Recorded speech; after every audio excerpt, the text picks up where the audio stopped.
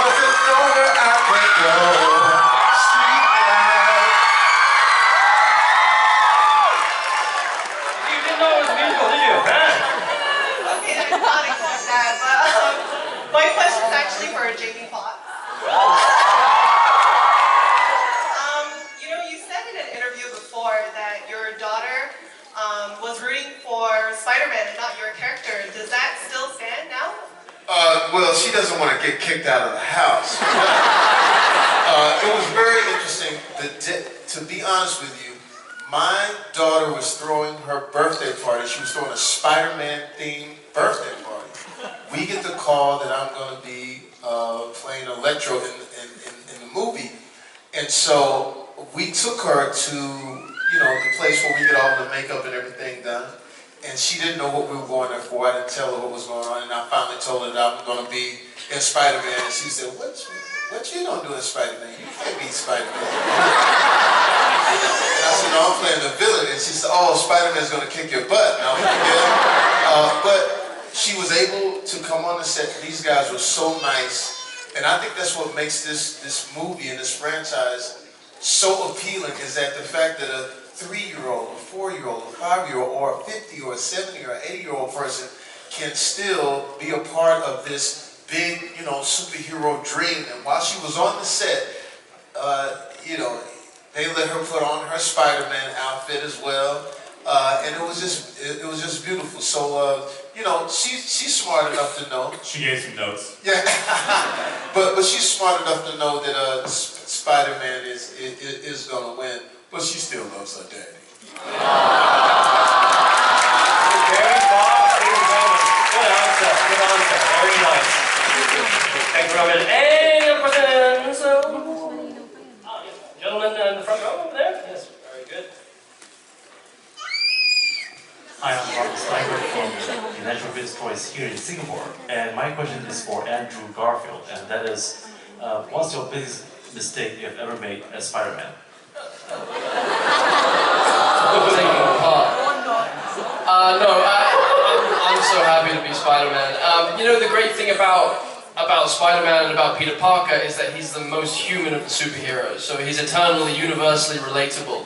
He fumbles and stumbles through life just like I do, just like, you know, everyone on this panel, maybe not Jamie. But we're all stumbling, right? We're all trying to figure out this mystery that we call life, and Peter Parker is no different. So I relate infinitely, and always have, to that struggle. And that's why Spider-Man has always meant so much to me, because he gave me courage as a stumbling, struggling teenager. He gave me hope for my life. He gave me inner strength. I felt protected because of him. So he's always meant the world to me, and I can't believe I get to play him now. I mean, like, I'm getting a bit old. We gotta churn these movies out a little quicker, because I don't want to be a 58-year-old Spider-Man. But right now, I'm relishing every single second of it, and especially being able to bring it to somewhere like Singapore. It's a border. This character just crosses borders everywhere it goes. Everyone adores this character, so to be able to represent this symbol and bring it to you guys is a deep honor for us.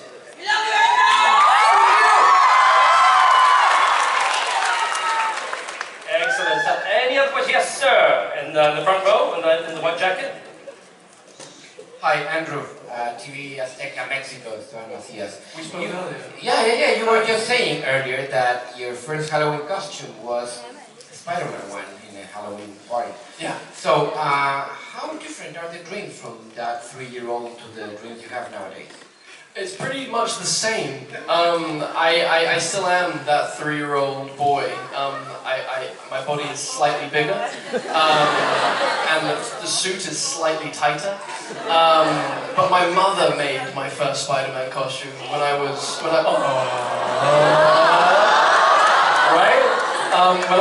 3 years old. It was my first Halloween costume. She handmade it.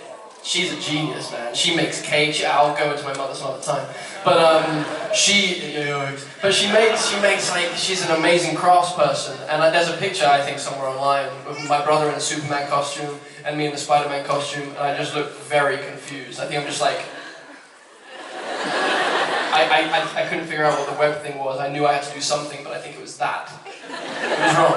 But I feel I'm the same little boy as I've ever been, and I'm filled with glee. It's a very nice moment. Yeah. Oh. You can blame my mom for not being a fan of yours. My mom is a big fan of yours, Andrew, so watch out. She's lurking around somewhere. She's here? Yes, she is. Watch out. Crazy woman. Right. Yes. Sir, one to the third row over there. Yes, that's right. Very good. Over there. There you go. Very nice. Pass along. Nice and friendly. Very good. Just stand up, sir, please. Thank you so much. My name is Gajendra. I'm from India.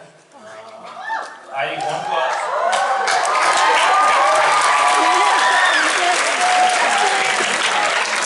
Actually, my question is for Mark, but I would like that each one of you may answer in your capacity. That I'm from the very interior part of India, from Rajasthan, and I grew up watching all the Hollywood movies, and then I became a film journalist myself. So what I would like to ask is that every film make us take good decisions or take right decisions. That's what the movie is all about for me. So in first part, you were forgiving to all, even your enemies. So when I see the trailer of the second movie, I see violence all in all. So I would like to ask that, other than this, what I am going to see as a good virtue means, what can I learn? One of the things, it's a really important question. One of the things that's very special about Spider-Man that I think is different than a lot of superheroes. There is a lot of fighting, there's a lot of violence, and that's part of what happens in these movies. But one of the special things about Spider-Man is he's a rescuer. He saves people. You know, that's what the webs are for. They create nets so that people can be saved, and that doesn't always require violence. And there's things about Spider-Man that I think are really special. He also empathizes, what you were saying, he empathizes with his enemies. And he tries to appeal to the better part of their nature. And I think that's a really important part of that character that I think is we try to incubate and foster in this movies. If I could add to that, Spider-Man was one of my main heroes growing up, and Mahatma Gandhi was another one of my main heroes growing up, and still is. Hugely symbolic human being, and I like the idea of Spider-Man being a pacifist.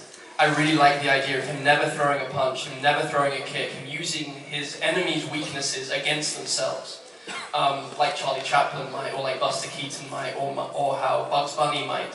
I really like the idea of this skinny little kid dodging and weaving and kind of ducking and diving and letting these big bad guys just beat the crap out of themselves. I think that's a very powerful message and motif for Spider-Man.